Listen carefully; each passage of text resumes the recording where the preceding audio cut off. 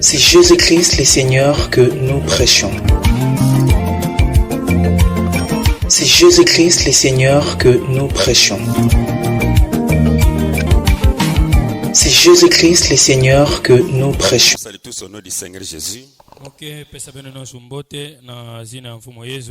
D'accord, merci. Nous allons prendre nos Bibles dans les livres de Luc. Là, nous serons chapitre 6. Nous lirons des versets 12 et 13.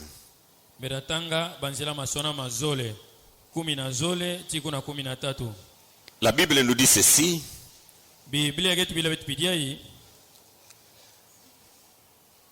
En ce temps-là, Jésus s'est rendu sur la montagne pour prier et il passa toute la nuit à prier Dieu. Quand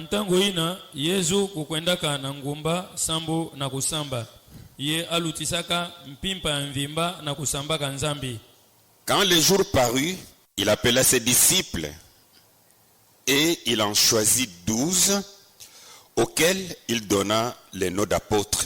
Nantango ya suka kutanaka ya bingaka balongo kinandi ye ya ponaka bo 10 ye nakati ya 10 ya pesaka bozina bantumwa. Notre Père Céleste, tata na beto mazulu, c'est ta parole que nous venons de lire. Kendinga nange ya bitme katoka na kutanga. Nous te la remettons au nom de Jésus. Na zina Yesu betike futulila ngeyo. Bénis la Père pour que la gloire soit à toi. Nous voulons que tu nous parles parce que nous voulons être comme toi, afin de marcher comme Jésus, afin de parler comme Jésus. Ta parole a cette puissance de transformation, Père. Et nous avons besoin de toi pour cela. Bénis cette parole que nous venons de lire. Nous chassons le diable, ces anges des ténèbres, au nom du Seigneur Jésus. Quittez cet endroit. Veille sur nous, Seigneur. Nous t'avons besoin. Bénis ta parole. Parle-nous, Seigneur, en commençant par moi-même, pour que la gloire soit à toi. Dans le nom de ton Fils Jésus, j'ai ainsi prié, Père. Amen. Merci. Ici, nous venons de lire. J'aimerais parler sur la doctrine des apôtres.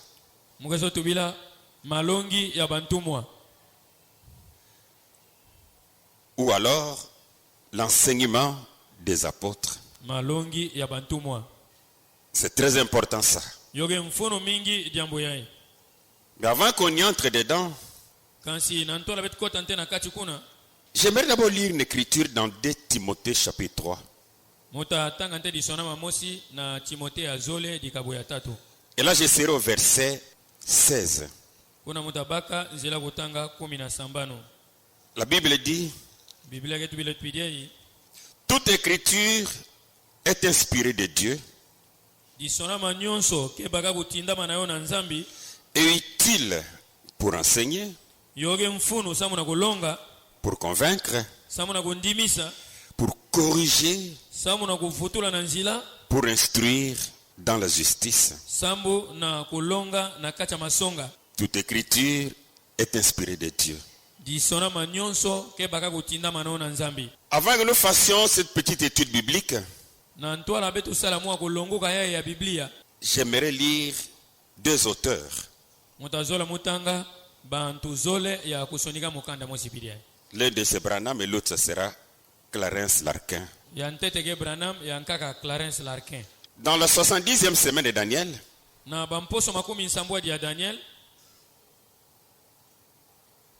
prêché le 6 août 1961. Là, je suis au paragraphe 51. On va marcher un peu comme ça. Il dit: j'ai lu beaucoup de commentaires qu'ils ont écrits sur le sujet.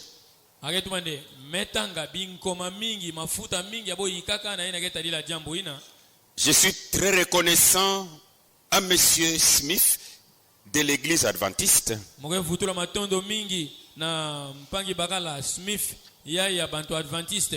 pour son point de vue. Je suis très reconnaissant au docteur Larkin de son point de vue. Je suis très reconnaissant à tous ces gens très érudits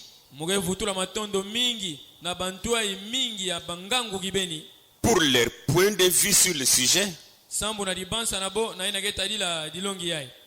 et de les lire. Ça m'éclaire beaucoup. Je trouve des choses qui ont l'air justes. Là, nous voyons que Frère Branham lisait les autres prédicateurs. Il les écoutait. C'est comme la fois dernière, il dit qu'il avait les bandes, il écoutait comment les bandes de Ferson.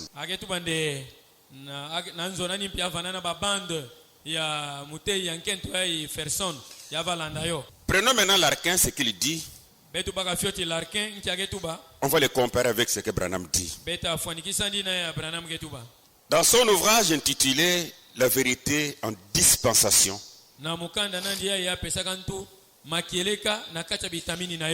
1918, à la page 2, révisé en 1920. Alors il dit ceci. Elle, disons la Bible, elle détaille avec une sévérité forte, sans ménagement, les péchés de ces grands hommes, tels qu'Abraham, Jacob, Moïse, David et Salomon, les accusant de mensonges,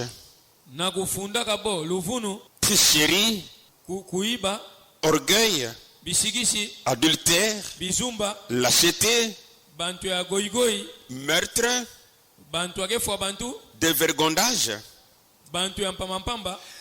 et présente l'histoire des enfants d'Israël comme étant un record humiliant d'ingratitude.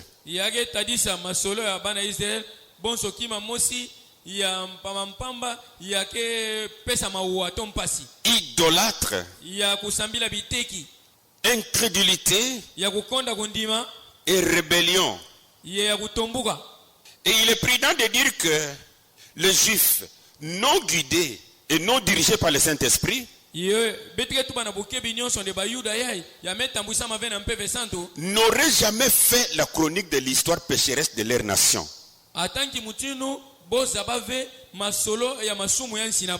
N'auraient jamais fait la chronique, n'auraient jamais écrit. Comment alors fut écrite la Bible? La Bible elle-même donne la réponse. Toute écriture est donnée par inspiration de Dieu. 2 Timothée 3,16. Dans son livre ici, il montre la véracité de la Bible. Il veut faire voir que la Bible est écrite sous l'inspiration. Parce que si ce sont des hommes qui pouvaient écrire ça, alors Israël n'allait pas écrire les péchés de leur propre nation et de leur propre roi. Ça prouve que c'est par inspiration qu'ils écrivaient. Ça c'est Larkin qui dit en 1918. Mais écoutez Branham. Christ est révélé dans sa propre parole. 22 août 1965. On peut aller du paragraphe 100 jusqu'à 102. Écoutez ce qu'il dit. Et que dire d'un homme qui écrirait au sujet du plus grand roi que la terre ait porté?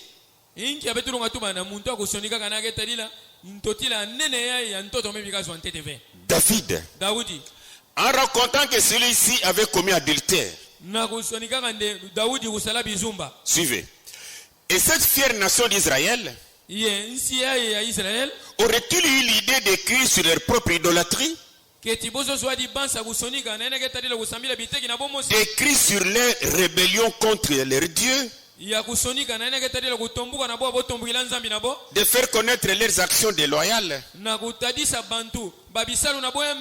et crapuleuses en les écrivant dans un livre?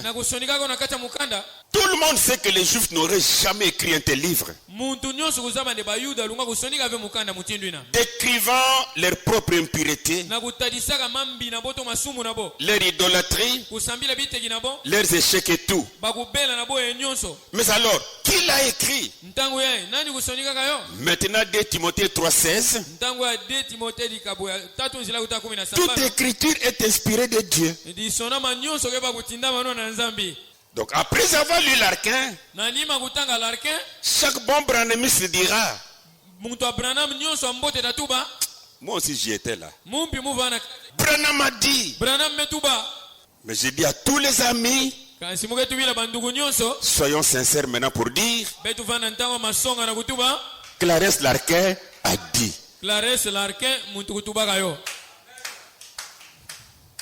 On va aller peu à peu comme ça. Au lieu que j'en fasse toute une prédication, mais je montrerai des choses comme ça. Mais j'ai pensé que nous puissions parler sur la doctrine des apôtres. Je sais pourquoi je lis ça. Ces apôtres furent un choix de Dieu. Peut-être c'est nous qui n'avions jamais jusque-là connu la valeur des apôtres.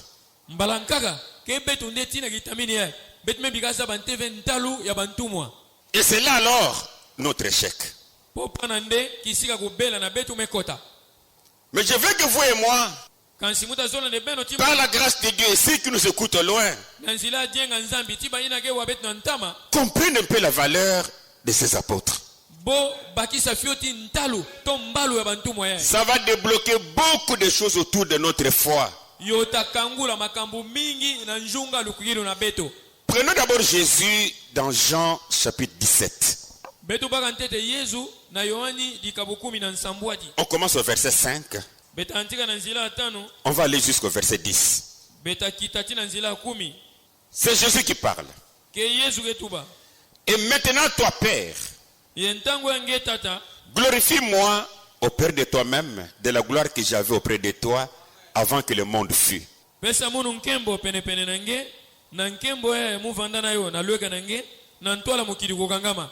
Je fais connaître ton nom aux hommes que tu m'as donnés.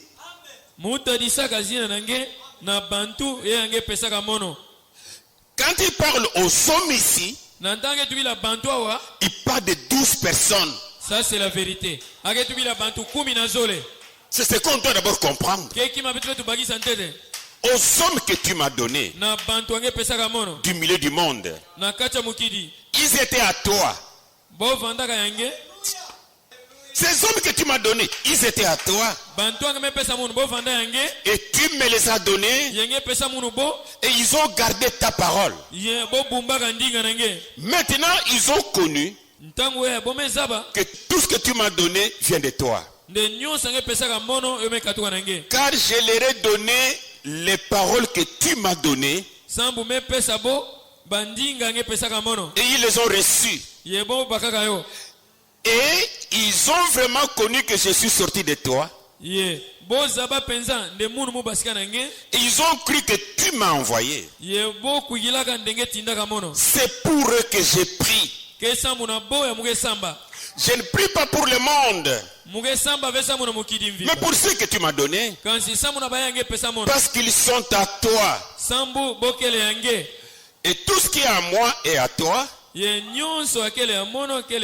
ce qui est à toi est à moi. Et je suis glorifié par eux. Je sais pourquoi j'ai insisté sur ces hommes. Sont les 12 apôtres. Ou les apôtres qui étaient avec Jésus. Il dit j'ai prié pour eux. Et il a prié pour eux. Mais quant à nous, Jésus, en priant, dit qu'il prie également pour ceux qui croiront en lui, Jésus, par les paroles de ses apôtres. Amen.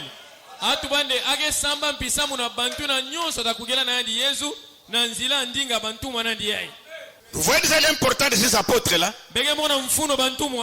Rejetez les apôtres, vous ne serez plus dans les paroles de Jésus. Ça, c'est la vérité. Jean chapitre 17 toujours. Allons au verset 15. On va aller jusqu'au 22. Je ne te prie pas de les ôter du monde, mais de les préserver du mal. Ils ne sont pas du monde, comme moi je ne suis pas du monde. Sanctifie-les par ta vérité. Ta parole est la vérité. Comme tu m'as envoyé dans le monde, je les ai aussi envoyés dans le monde. Amen. Et je me sanctifie moi-même pour eux, afin qu'eux aussi soient sanctifiés par la vérité. Ce n'est pas pour eux seulement que j'ai pris. C'est clair maintenant? Ce n'est pas seulement pour eux que j'ai pris, mais encore pour ceux qui croient en moi par leurs paroles.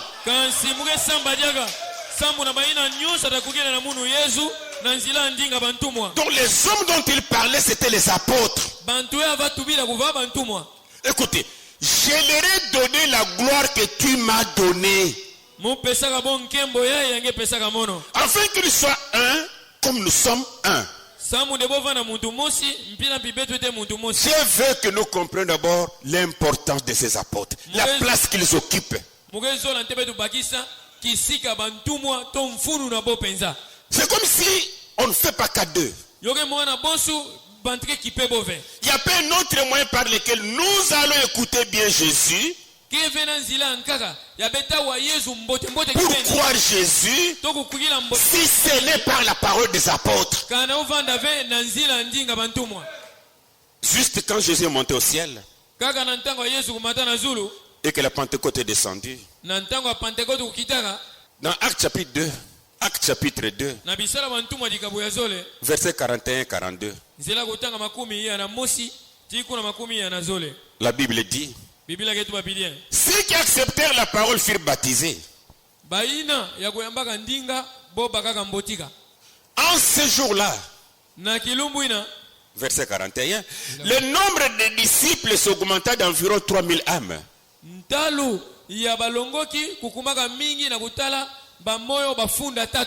3000. Ils persévéraient dans l'enseignement des apôtres. Amen. Il n'avait pas un autre enseignement si ce n'est cet enseignement sortant des apôtres.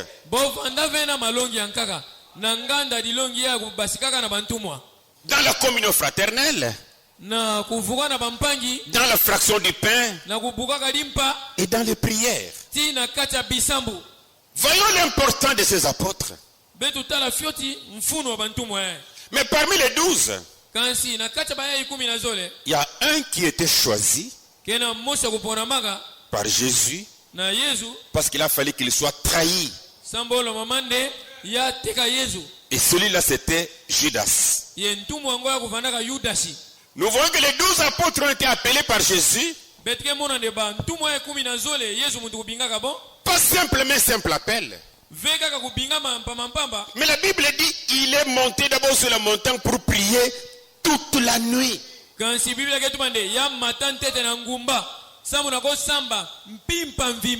Et maintenant quand il est redescendu, il a appelé les disciples. Les disciples étaient nombreux. Et parmi ces disciples, il va choisir, après avoir prié toute la nuit, il va choisir 12 à qui il donna les noms d'apôtres. Et il a choisi Judas aussi parce qu'il savait que dans le plan divin, il doit y avoir quelqu'un à côté de moi pour me trahir. Mais il ne fait pas partie des sauvés. Mais on va les remplacer. C'est alors que Paul va remplacer Judas. Ok? Dans Actes chapitre 9. Commençons au verset 3. Et je vais insister un peu sur Paul. Vous allez remarquer que c'est Paul qui n'était pas avec Jésus. Il a écrit environ 14 épîtres. Plus que Pierre. Pour ce qui est écrit. Plus que Jean. Mais ici, il s'agit de son appel. La Bible dit comme il était en chemin, Paul, et qu'il s'approchait, et qu'il approchait de Damas, tout à coup une lumière venant du ciel resplendit autour de lui.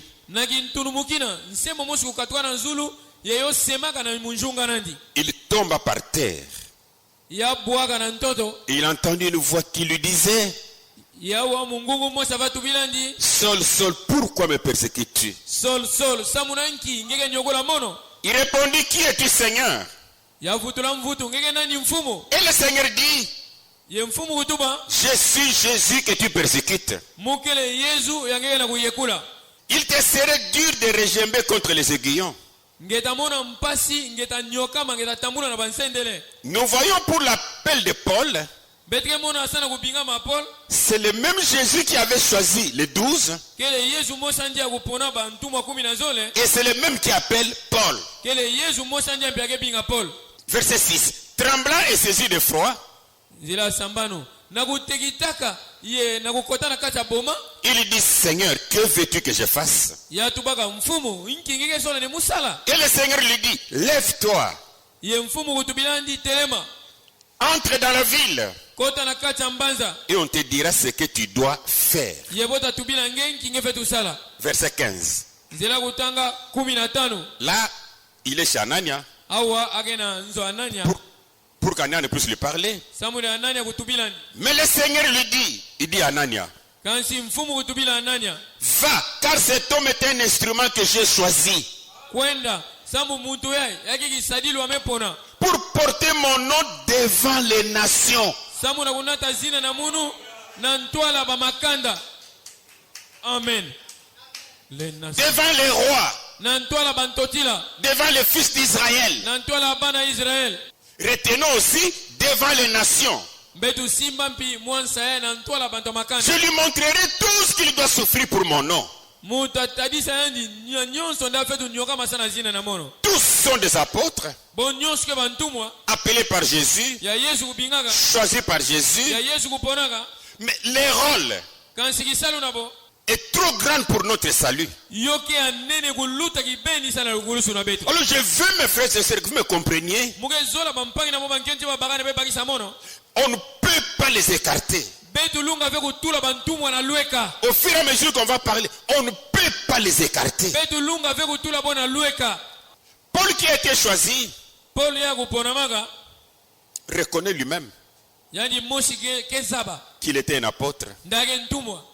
Même si vous voulez lui coller un autre nom qu'il est prophète,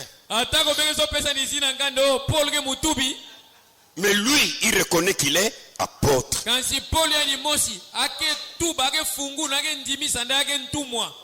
Et il précise en disant qu'il est l'apôtre de Jésus.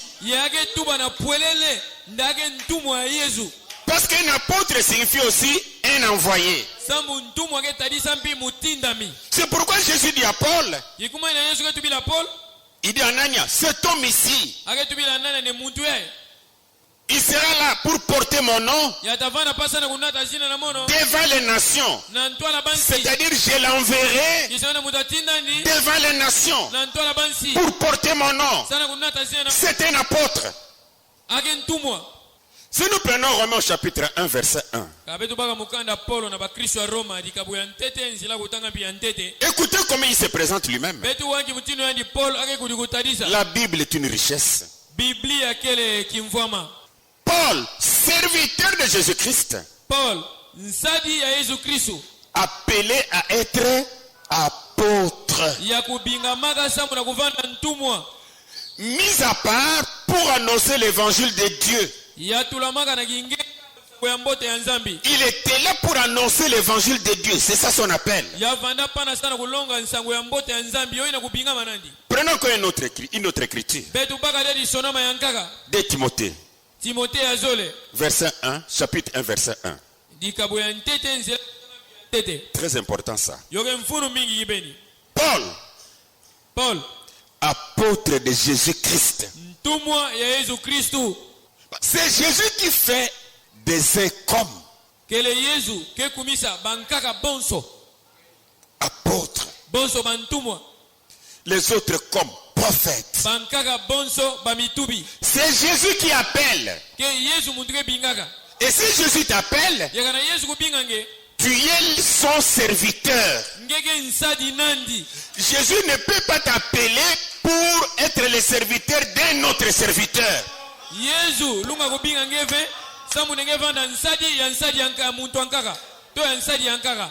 Vraiment, ça c'est profond.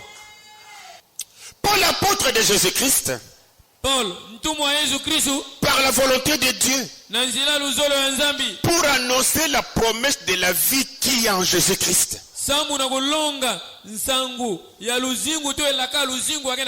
Il est l'envoyé de Jésus-Christ. Prenons 2 Corinthiens. Chapitre 12, verset 12. Il reconnaît ce qu'il était. L'épreuve de mon apostolat, oh là là, ont éclaté au milieu de vous par une patience à toute épreuve. Oh là là.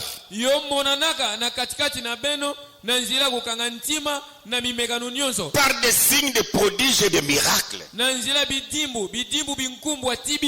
Donc Paul et cet apôtre, appelé par Dieu,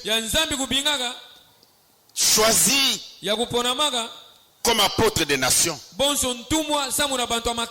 afin de remplacer Judas. Et dimanche, j'ai dit une chose ici. Je peux la lire encore. D'Éphésiens chapitre 2, verset 20. Là où il est écrit, vous avez été édifiés sur le fondement des apôtres. Et ces apôtres dont il est parlé ici ne sont pas les apôtres du ministère d'aujourd'hui ou d'hier.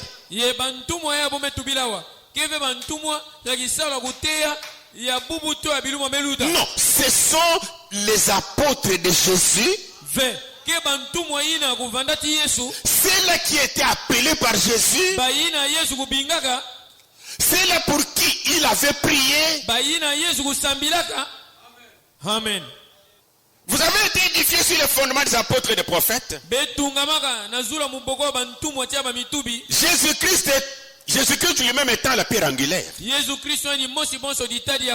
Mon problème pour aujourd'hui est que nous puissions comprendre que si on n'a pas fait cas, on ne faisait pas cas aux apôtres,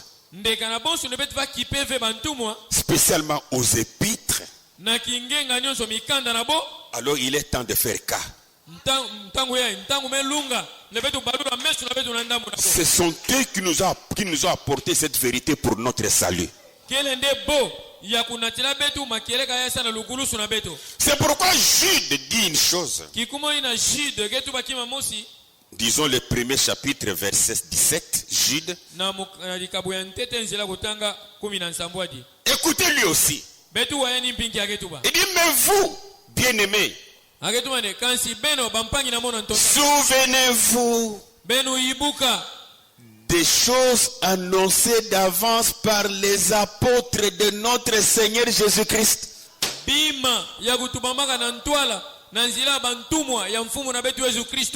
était un frère ou cousin Jésus. Mais écoutez ce qu'il dit ici. Quelle exhortation qu'il donne. Il dit, bien-aimé, vous, souvenez-vous des choses annoncées d'avance par les apôtres de notre Seigneur Jésus-Christ. C'est-à-dire, il veut dire aux gens de ne jamais s'écarter dans ce que les apôtres ont dit. Amen. Mais c'est comme si on s'est écarté des apôtres. Ça c'est vrai. Des épîtres. Où on va se focaliser sur des prophètes. Jésus savait que les prophètes existaient. Mais quand il a prié toute la nuit là-bas pour prier Dieu, Dieu ne l'avait pas envoyé pour aller choisir des prophètes. Vraiment. Mais Dieu l'a envoyé pour pouvoir choisir les apôtres. Oh là là. Oh là là. C'est profond. Vous savez, frère, comprenez-moi bien là-dessus. Je l'avais dit la fois dernière que cette Bible contient la parole de Dieu. Mais toute cette Bible ici n'est pas la parole de Dieu. Parce que dans cette Bible ici, le diable a parlé. Les démons ont parlé. On ne va pas dire que c'est Dieu qui a parlé. Les rois ont parlé. Mais laissez-moi encore ajouter un petit rien. C'est pour donner encore confiance à cette Bible, parce que je n'ai pas des épîtres. Ce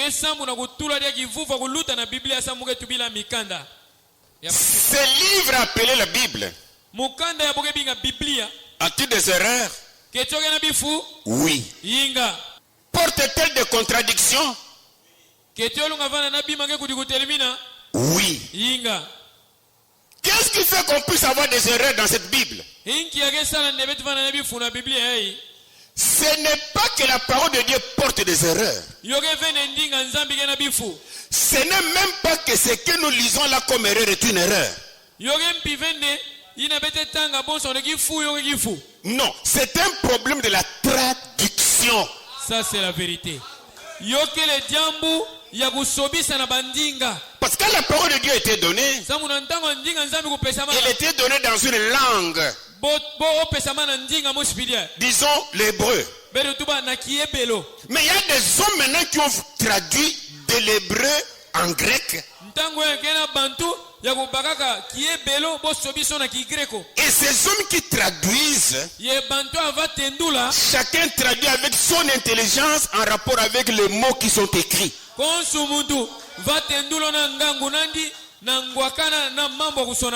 Et ça va quitter les Grecs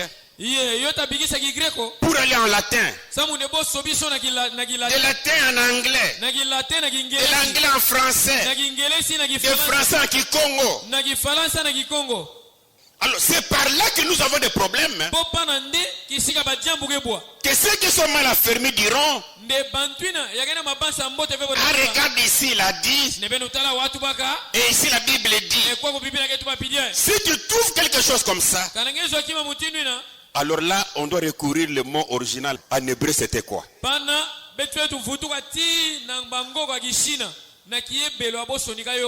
Parce que ce que Dieu a dit lui-même ne peut jamais se contredire.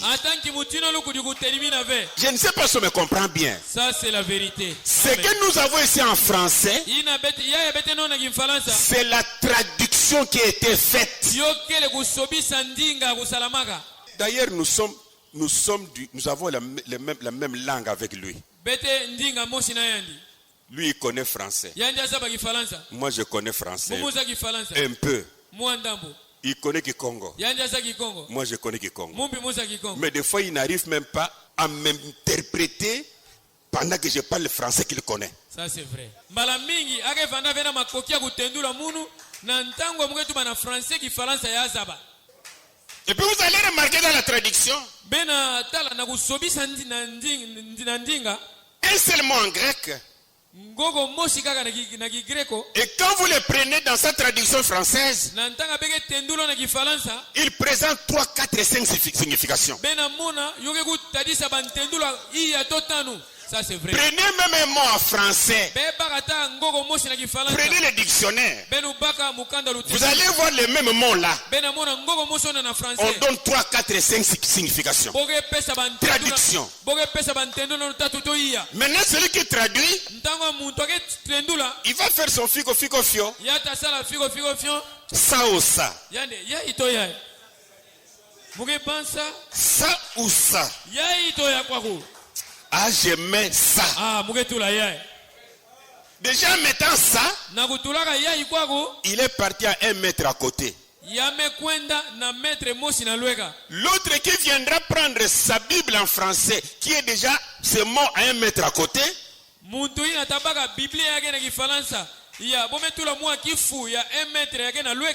traduire en lingala, il va aller à 3 mètres. Et quand on va à Chokwe,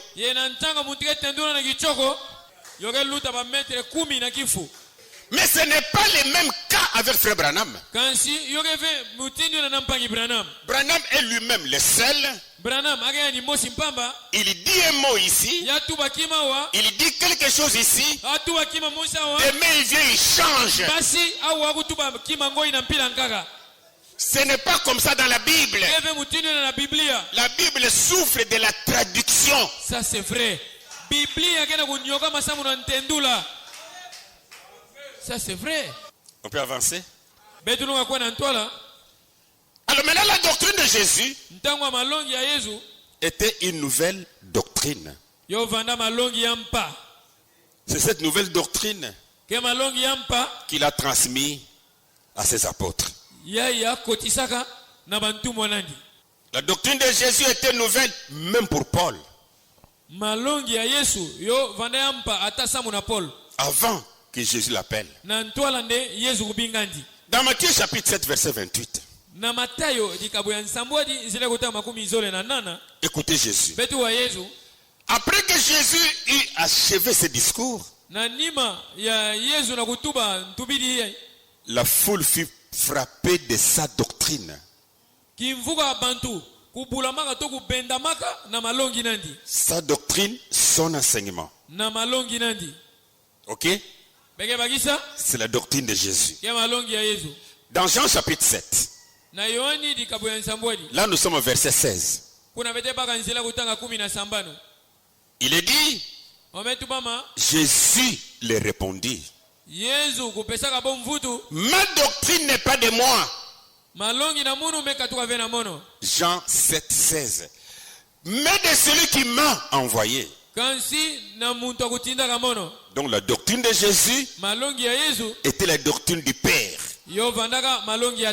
C'était une nouvelle doctrine. Pourquoi j'ai dit c'était une nouvelle doctrine? Ce n'est pas ce qui était enseigné parmi les pharisiens. C'est ça qui a fait que même Paul à l'époque, avant qu'il ne soit appelé, il a dit, je dois aller arrêter ces gens-là avec leur nouvelle doctrine. Prenons Actes chapitre 9, verset 1 à 2. Écoutez la Bible. Cependant, Saul, respirant encore la menace, et le meurtre contre les disciples du Seigneur, s'est rendu chez le souverain sacrificateur et lui demanda des lettres pour les synagogues de Damas, afin que s'il trouvait des partisans de la nouvelle doctrine, Hommes ou femmes, il les amena liés à Jérusalem. Parce que pour les pharisiens, Paul y compris, cette doctrine de Jésus, cet enseignement de Jésus, transmis aux apôtres, était une nouvelle doctrine. Ce n'est pas ce que les autres croyaient.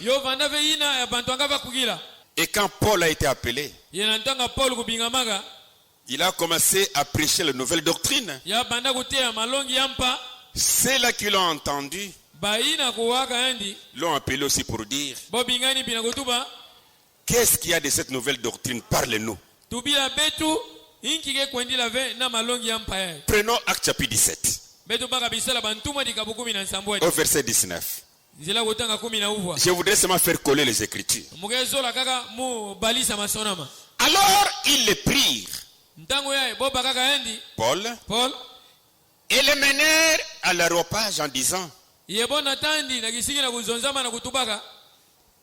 pourrions-nous savoir quelle est cette nouvelle doctrine que tu enseignes?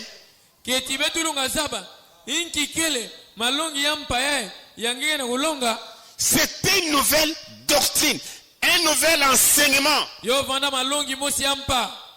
Et c'est cette nouvelle doctrine qui est prêchée par les apôtres. Et dans cette nouvelle doctrine, Paul enseignait que Jésus est le Fils de Dieu. Dans cette nouvelle doctrine, tout tournait autour de Jésus. Amen. Oui. Tout tournait autour de Jésus. Timothée était un fils à Paul.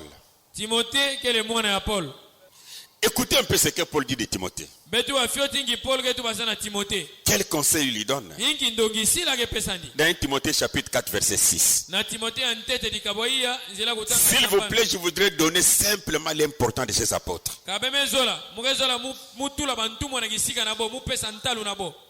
Écoutez.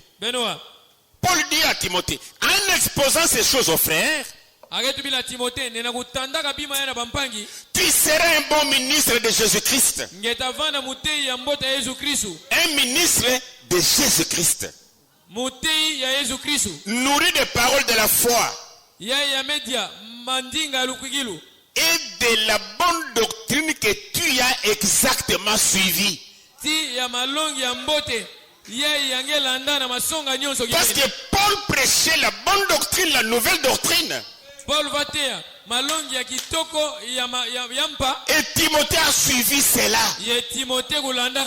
C'est pourquoi plus tard Paul peut dire: c'est Jésus que je prêche, que Timothée prêche, que Silas prêche. Ils étaient dans la bonne doctrine.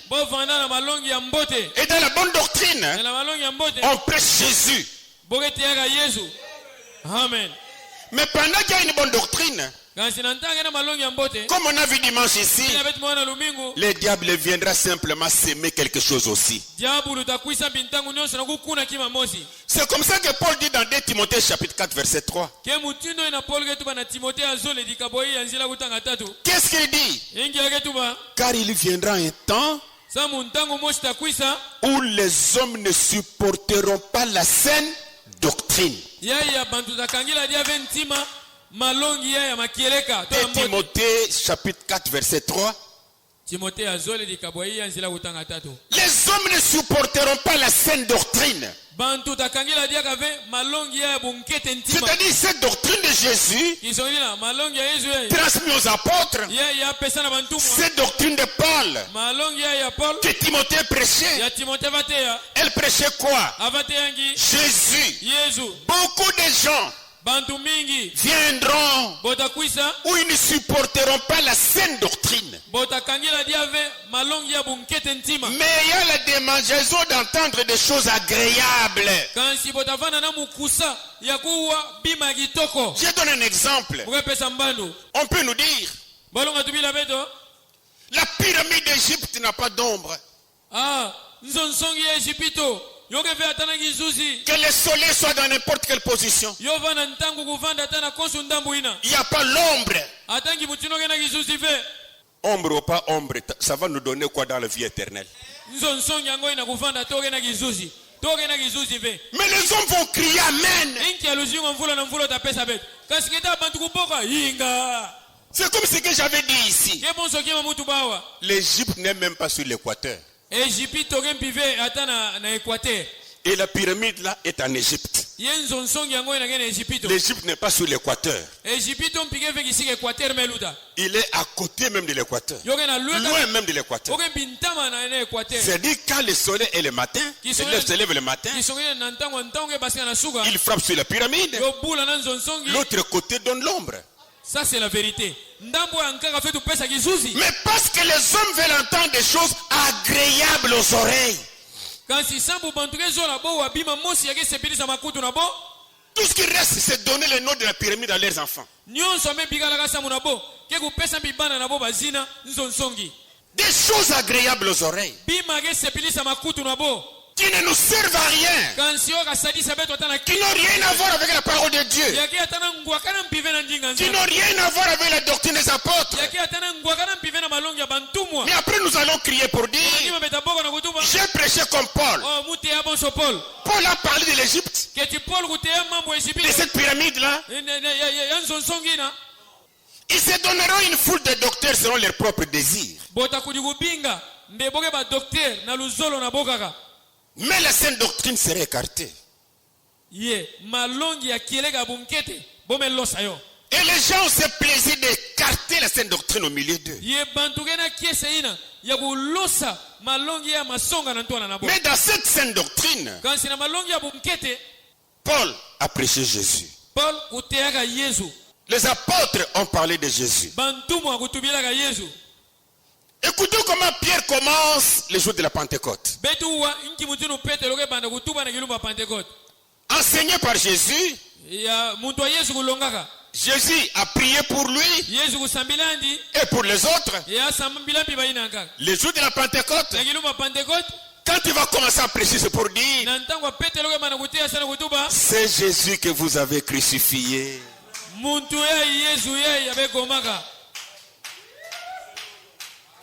Voilà comment les apôtres ont prêché. Mais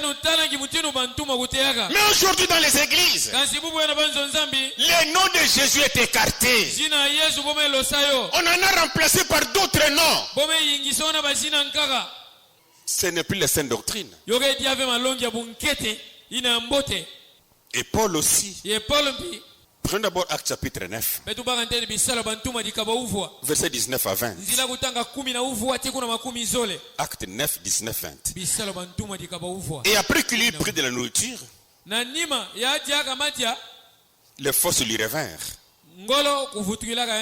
Saul resta quelques jours avec les disciples qui étaient à Damas. Et aussitôt il prêcha dans les synagogues que Jésus est le Fils de Dieu.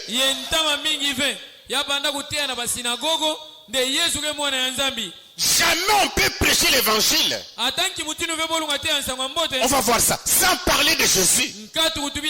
Alors ce n'est plus l'évangile qu'on prêche, parce que nous prêchons l'évangile pour montrer Jésus aux gens. Parce que les gens doivent d'abord comprendre en qui ils croient. Ça va permettre qu'ils puissent avoir la foi. Amen. Tu ne peux pas avoir la foi dans le vide. Ça c'est la vérité. Écoutez encore Paul. 2 Corinthiens chapitre 1 verset 19. Car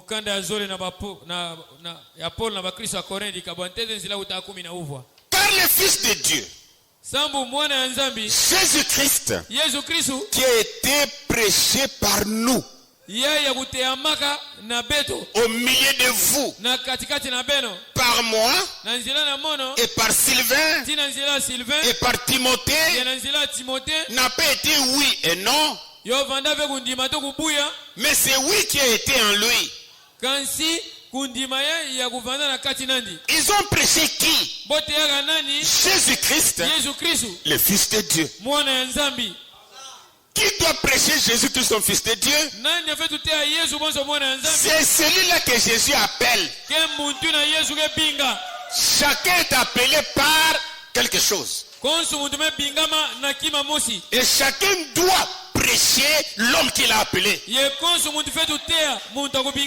Moi, je suis appelé par Jésus. Je prêcherai Jésus. Amen. Même dans notre gouvernement ici, notre président te choisit comme un apôtre. Il dit, tu es ministre des Affaires étrangères.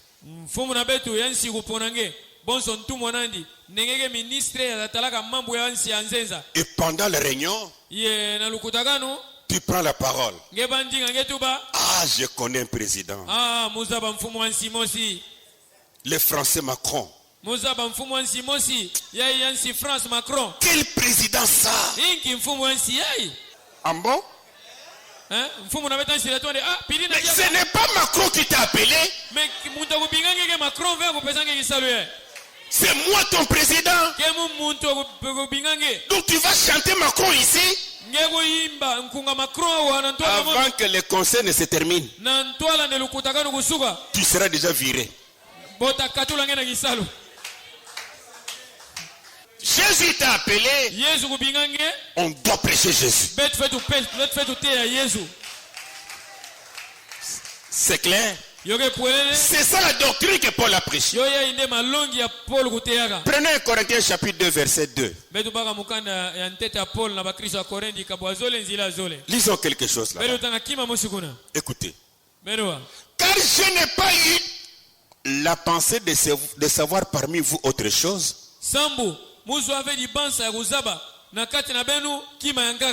que Jésus-Christ et Jésus-Christ crucifié.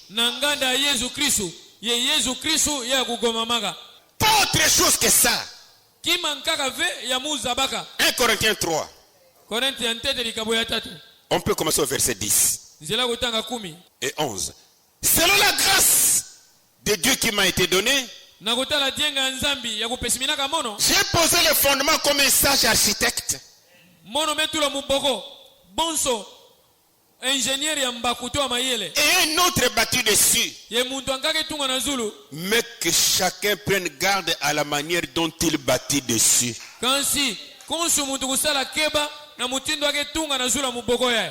personne ne peut poser un autre fondement. Amen. Que celui qui a été posé, savoir Jésus-Christ.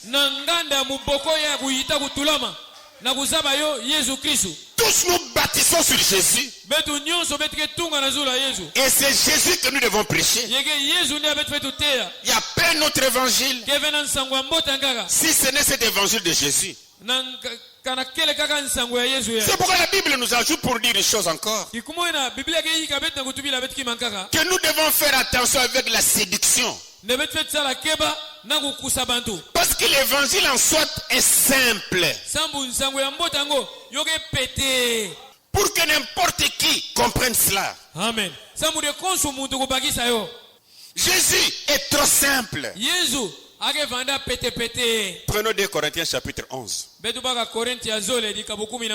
Versets 3 et 4. Toutefois, de même que le serpent séduisit Ève par sa ruse. Écoutez Paul, je crains que vos pensées ne se corrompent et ne se détournent de la simplicité à l'égard de Christ. Car si quelqu'un vient vous prêcher un autre Jésus, et nous entendons ça un peu partout. Le Jésus que nous prêchons n'est pas le Jésus que les pentecôtistes prêchent. Ce que ces gens-là ont un autre Jésus. Ça c'est vrai. Car si quelqu'un vient vous prêcher un autre évangile que celui que nous vous avons prêché, ou si vous recevez un autre esprit que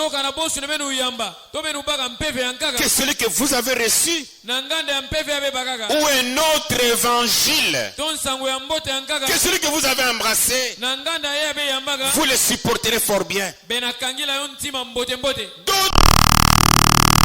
D'autres évangiles sont là, mais qui ne parlent pas de Jésus. Peut-être on peut parler de Jésus, mais dans des codes. Dans des codes. Jésus a dit, au temps du soir, il va se manifester, il va discerner. Après on dit, je pense que vous avez compris. Et celui qui comprend dira, ok, tu es notre Jésus en cravate. C'était notre Jésus qu'on prêche. Et cet autre Jésus ne sauve pas. Jamais il peut sauver quelqu'un. Alors c'est pourquoi Paul continue pour dire. Remarquez l'importance de cet homme Paul. Comme un apôtre. On peut prendre d'abord Galates chapitre 1. Verset 6 à 7. Il dit, je m'étonne que vous vous détourniez si promptement de celui qui vous a appelé par la grâce de Christ.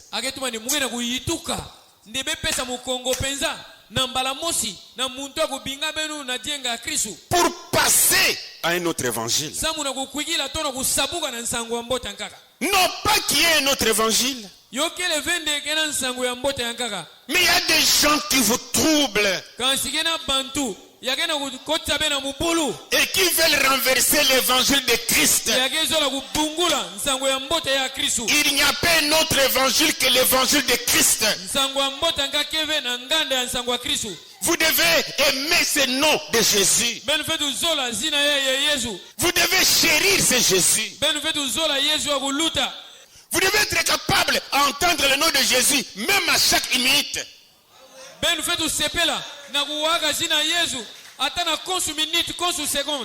Ce nom-là doit faire la joie de nos cœurs. Il n'y a pas un nom au-dessus de ce nom de Jésus. Ça, c'est la vérité. Il n'y a pas un nom que nous devons prêcher. Je l'ai dit une fois ici. Qui était le papa de Paul? La femme de Pierre. Et la femme de Jacques. Ils n'ont même pas eu le temps de parler de leur père. Parce qu'il y a tellement trop à parler sur Jésus qu'ils n'ont pas le temps à perdre. Oh, mon père était. Mon père était. On n'a même pas le temps. Ils n'ont même pas eu le temps de donner les dates de naissance. Pierre est né en quelle année? Quelle date? Ils n'ont pas eu le temps de faire ça.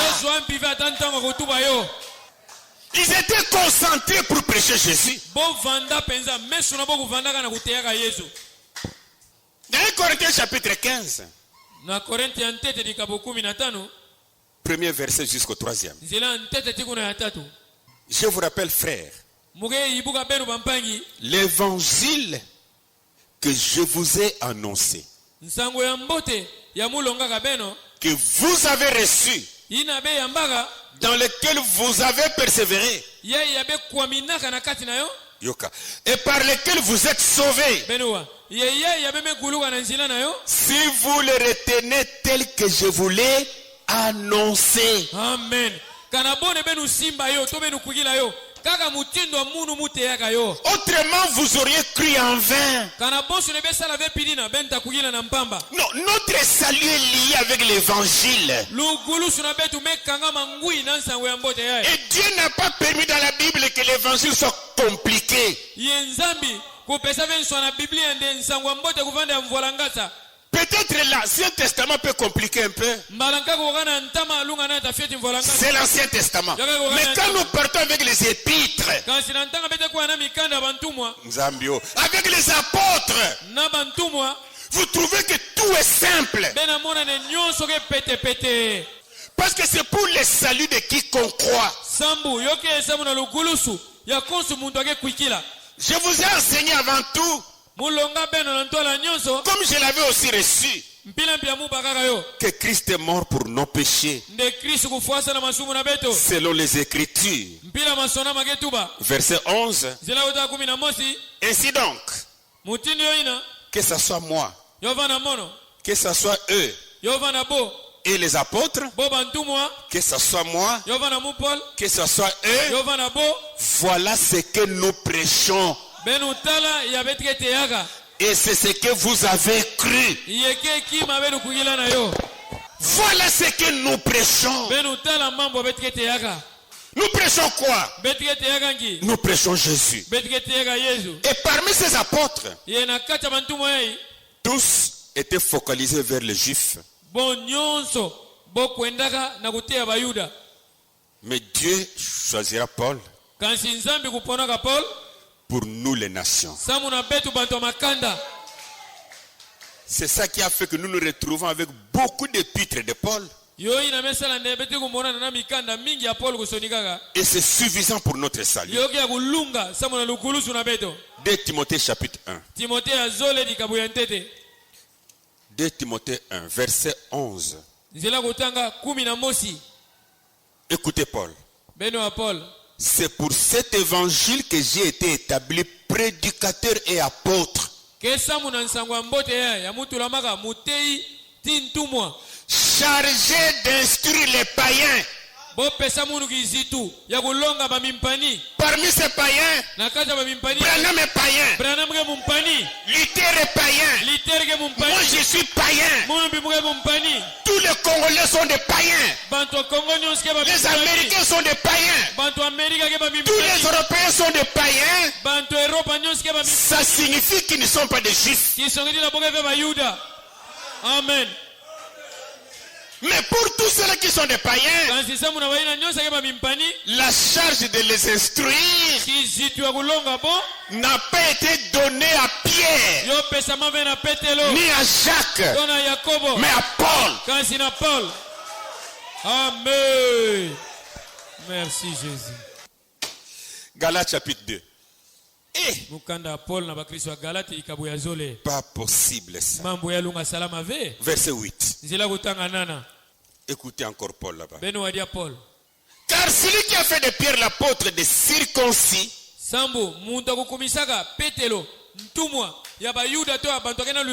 c'est-à-dire des Juifs, a aussi fait de moi l'apôtre des païens. Écoutez, quand on parle de païens ici, ce sont ceux qui ne sont pas d'Israël. Tous, on a un apôtre à écouter. C'est pas si vous m'avez bien compris. Jésus va être sur la montagne toute la nuit priant Dieu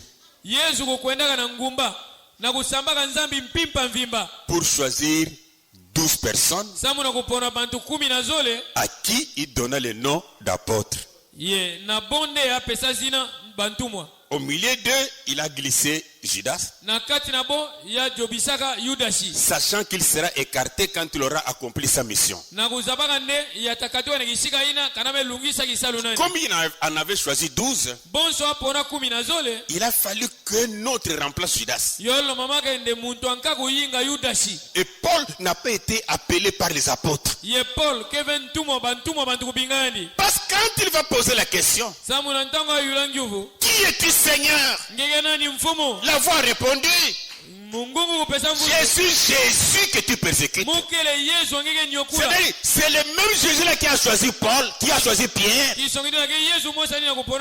qui a choisi Matthieu. C'est moi le même Jésus qui t'a choisi. Mais je ne t'ai choisi pas spécialement pour les Juifs. Mais j'ai été choisi pour les païens, les gens des nations. C'est lui qui est notre apôtre. Prenez un Timothée. Chapitre 2. Verset 7. Il dit, et pour lesquels j'ai été établi prédicateur et apôtre. Il continue, il dit, j'ai dit la vérité. Je ne mens pas. Chargé d'instruire les païens dans la foi et la vérité.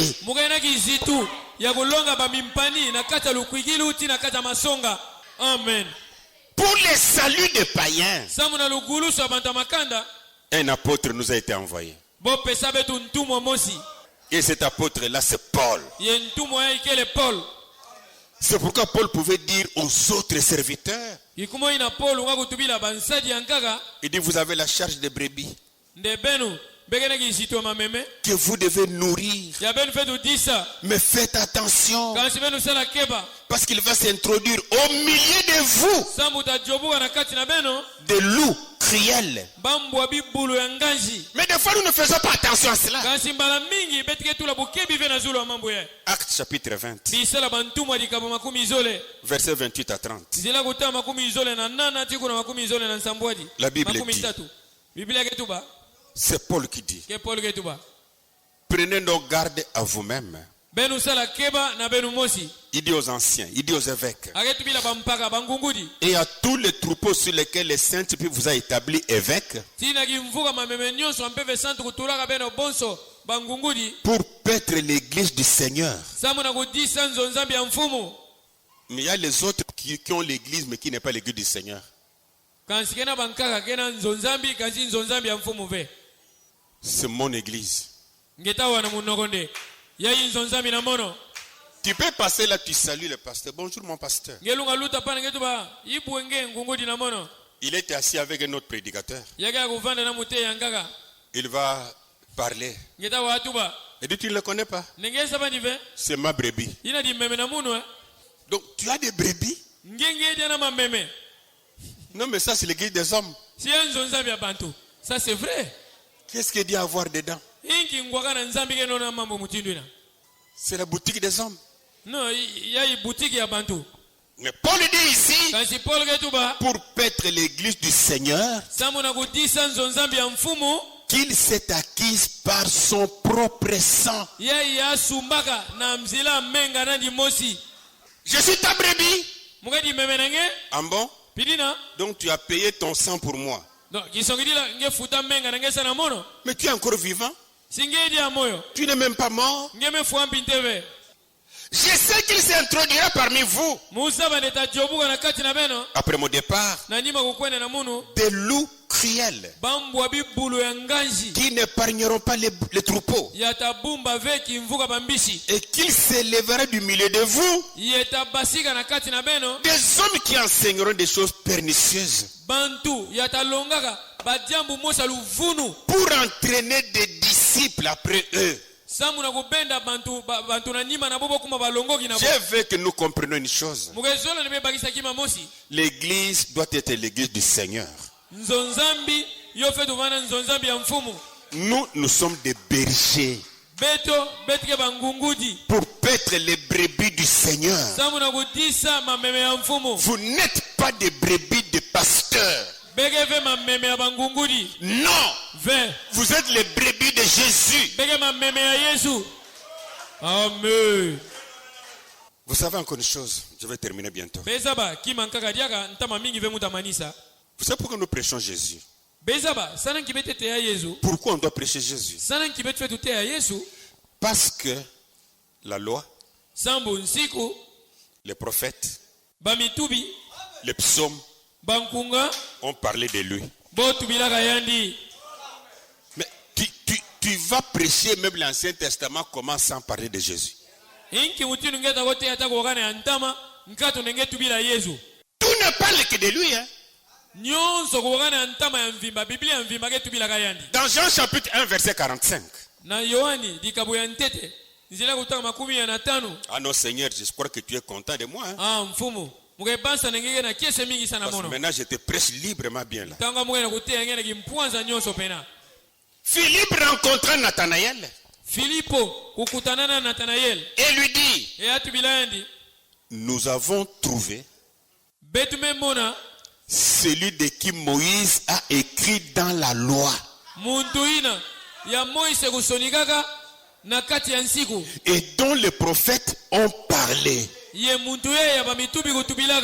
Celui-là, Jésus de Nazareth, fils de Joseph. Moïse a écrit de lui. Les prophètes ont parlé de lui. Qui? Jésus de Nazareth. Et lui-même Jésus, quand il est ressuscité, il a parlé également à ses disciples sur le chemin de Maïs. Dans Luc chapitre 24. Prenons d'abord le verset 27. Écoutez ce que la Bible dit. Et commençant par Moïse et par tous les prophètes, sans exception, ces prophètes de l'Ancien Testament, il leur expliqua dans toutes les Écritures ce qui les concernait. Ok? Verset 44. Puis il leur dit, c'est là ce que je vous disais lorsque j'étais encore avec vous, qu'il fallait que ça accomplisse tout ce qui est écrit de moi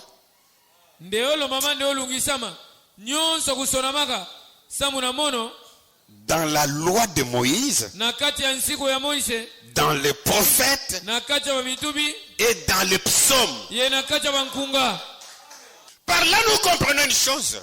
Si on peut se référer à cette doctrine des apôtres, il n'y a pas une autre personne que nous allons prêcher.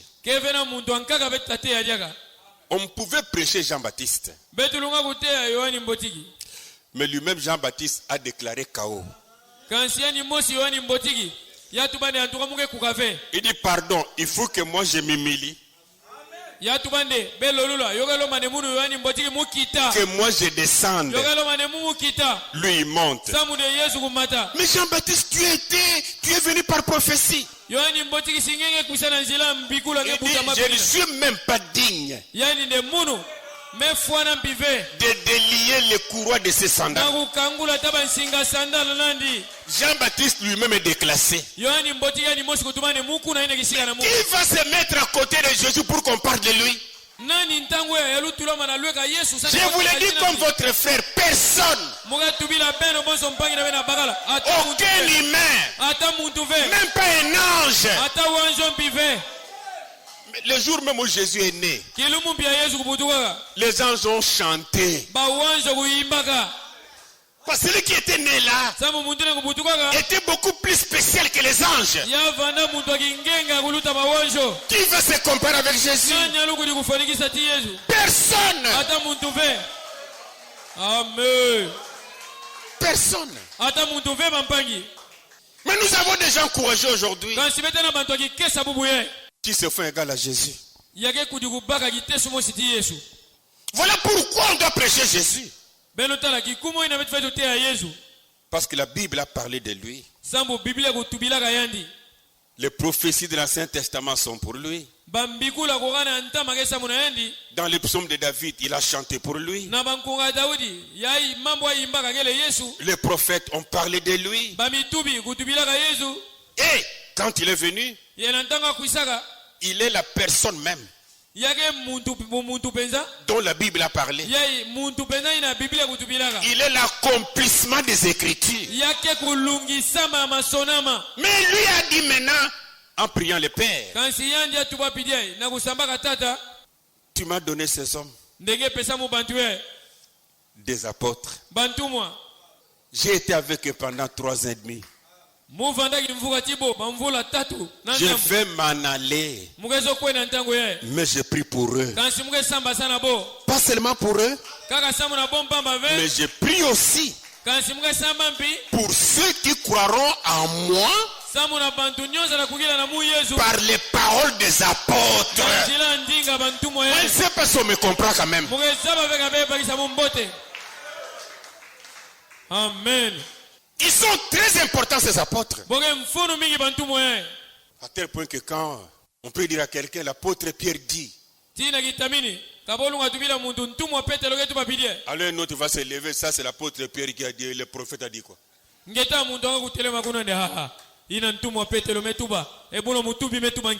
ce prophète n'est pas parmi les 12.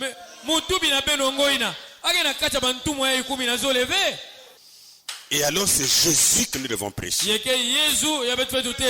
C'est ça la doctrine des apôtres. Prenons Actes chapitre 28. Versets 30 et 31. Écoutez encore ici. Paul demeura 2 ans entiers dans une maison qu'il avait louée.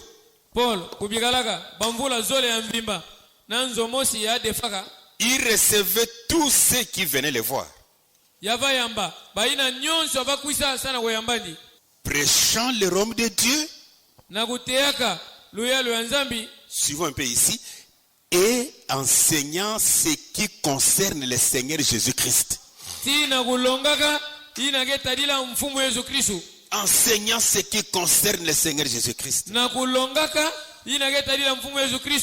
En toute liberté et sans obstacle. Donc son enseignement concernait le Seigneur Jésus-Christ. C'est-à-dire, même s'il peut donner un exemple dans le livre des Hébreux, non, il y avait un lieu très saint, il y avait une arche à l'intérieur. Quand Paul va voyager dans cela, il va finir par prendre cette image et montrer que la réalité c'est Jésus.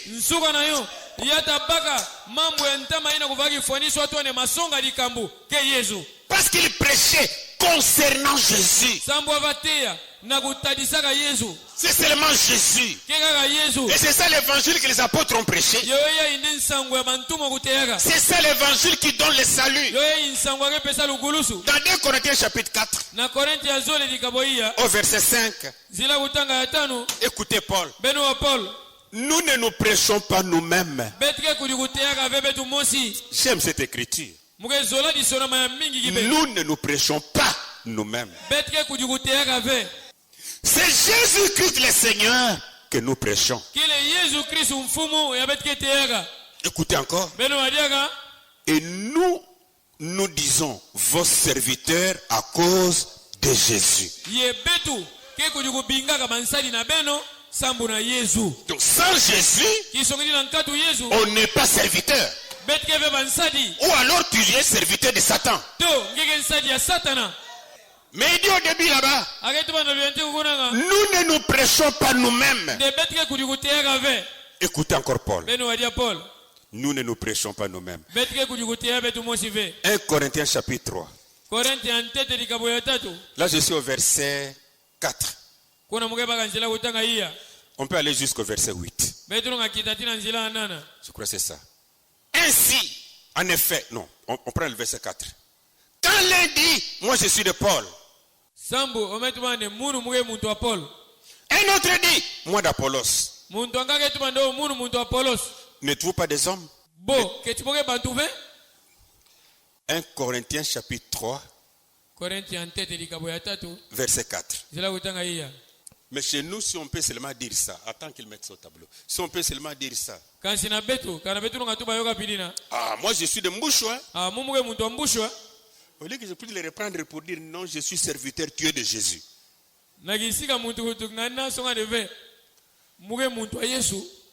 Je suis serviteur. Tu es de Jésus. Mais par contre, ça va nous donner l'orgueil. J'ai des hommes qui sont avec moi. Ils sont avec moi. Quand l'un dit, moi je suis de Paul, un autre moi d'Apollos, n'êtes-vous pas des hommes?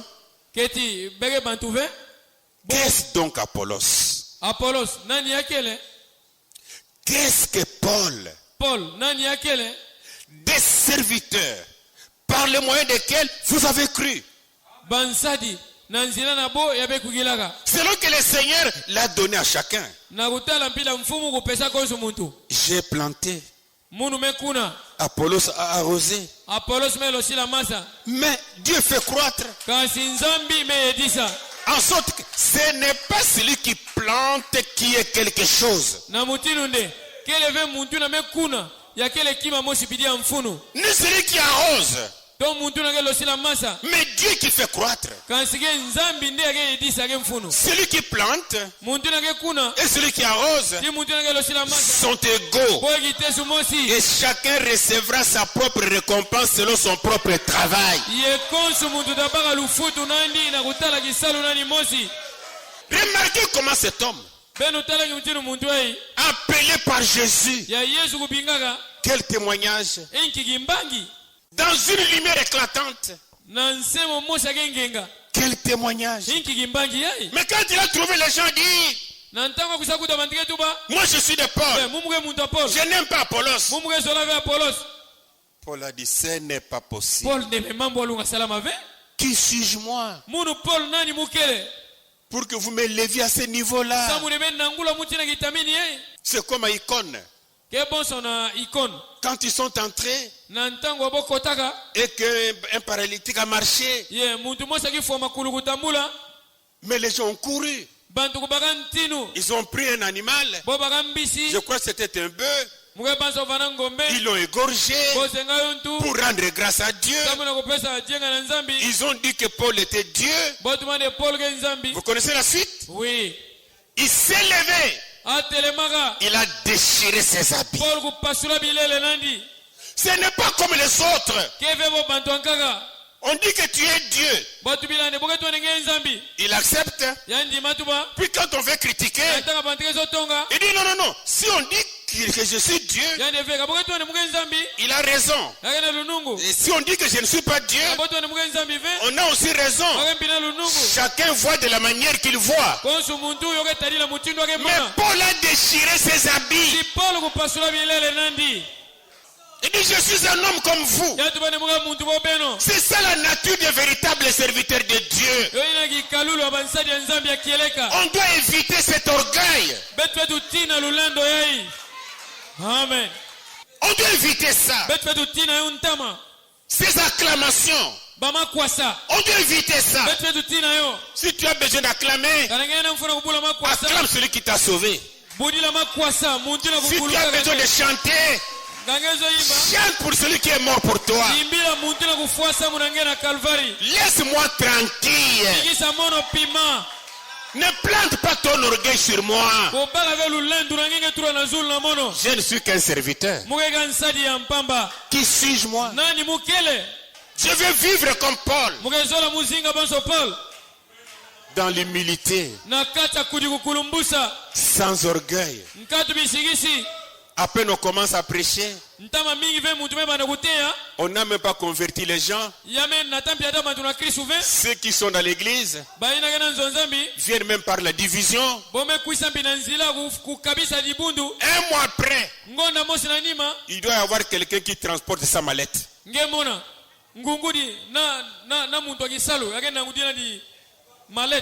Il marche avec 4 et 5 personnes. Quel orgueil! Quel orgueil! Mal placé d'ailleurs. Un serviteur de Dieu doit être libre. C'est ce que moi j'aime. Libre. Amen. Si je marche dans la rue, je voudrais marcher seul. C'est pourquoi je veux que les gens me laissent libre. Là j'ai le temps, même en cours de route, je mange mes arachides. Mais je réponds un peu avec quelqu'un.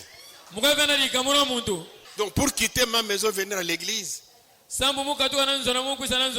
on doit m'escorter. Et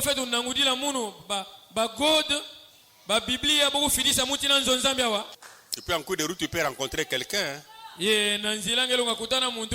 Ah, pasteur Moussou, je te cherchais.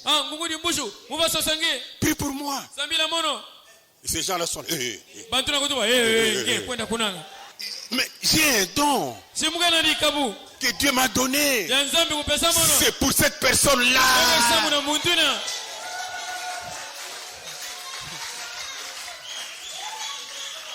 Et on termine avec une écriture. La parole de Dieu vous est annoncée. Et cette parole, c'est par l'évangile. Mettez-vous un peu, on va lire ça ensemble. 1 Pierre chapitre 1 verset 25. 1 Pierre 1 verset 25. Laissez-moi d'abord lire ça. Je lis d'abord en français moi-même. Mais la parole du Seigneur demeure éternellement. Et cette parole est celle qui vous a été annoncée par l'évangile. Amen. Kansi ndinga mfumu kebikala mvula na mvula kakapidina ye ndinga ngoyai kile yai yabote yaga beno na nzila ya nsango ya mbote. Quel évangile? Ingi nsango? Cet évangile prêché par les apôtres. Nsango ya bantuma kuteyaga. Mais la parole du Seigneur demeure éternellement. Et cette parole est celle qui vous a été annoncée par l'évangile. Cette parole que Pierre a prêchée, cette parole que Paul a prêché, c'est cette parole qui demeure éternellement. Cela nous est accordé par l'évangile. Je ne sais pas si vous m'avez bien compris maintenant. Quand nous parlons de la parole de Dieu, oui, l'Ancien Testament est plein de promesses. Et toutes ces promesses étaient sur Jésus. Et quand Jésus vient comme l'accomplissement de ces promesses,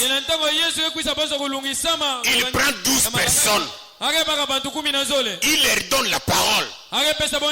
Il dit, allez maintenant, prêchez. Mais toi, Père, pendant que j'ai prié pour ces hommes, j'ai prié aussi par celles qui croiront en moi, par leurs paroles, par l'évangile qu'ils prêcheront. C'est écarter des apôtres, c'est la mort. Que le Seigneur vous bénisse. Merci beaucoup. Hey! Mettons-nous debout. Ah, merci Seigneur. Donc quand tu as prié pour les apôtres, tu m'as vu. Tu as prié aussi pour moi. Donc mon salut est lié avec les paroles que les apôtres vont prêcher. C'est ça la parole qui demeure éternellement. Je voudrais rester avec ta parole, avec ces apôtres. Prions le Seigneur. Notre Père Céleste, mon cœur est plein de joie. Je suis très fier de toi, Père. Tu es vraiment bon, merveilleux. La manière que tu nous révèles ta parole, Seigneur. L'importance de ces apôtres pour nous. Sois béni et je te dis seulement merci. Tu es en train de voir mon cœur. Comment cela saigne de joie, Père. Sois simplement béni à jamais. Bénis tes enfants, Seigneur. Bénis-les partout où ils sont. Qu'ils comprennent chacun l'importance de ces apôtres. C'est là qu'il y a l'évangile du salut. Bénis leur cœur, Seigneur, pour que la gloire soit à toi. Ouvre notre compréhension spirituelle des Écritures. Fais-le pour que la gloire soit pour toi. Encore une fois, je te dis merci. Mais pour ceux qui sont malades, tu restes le grand médecin. Par tes maîtrisures, tu les avais déjà guéris. Par tes maîtrisures, tu m'avais guéri, Seigneur. Je condamne maintenant chaque démon de la maladie. Au nom du Seigneur Jésus. Sortez. Allez dans les arides. Descends dans ton amour pour guérir. Descends dans ton amour pour délivrer, Seigneur. Même les esprits de femmes de nuit, des hommes de nuit, des cauchemars, tous ces démons, je les chasse au nom de Jésus. Sortez. Bénis les maisons de tes enfants. Bénis leurs enfants. Bénis leurs travaux. Bénis leurs projets. Fais que le meilleur accompagne chacun, Seigneur. Pour que la gloire soit à toi. Dans le nom de ton Fils Jésus. Jésus prié, Père. Amen.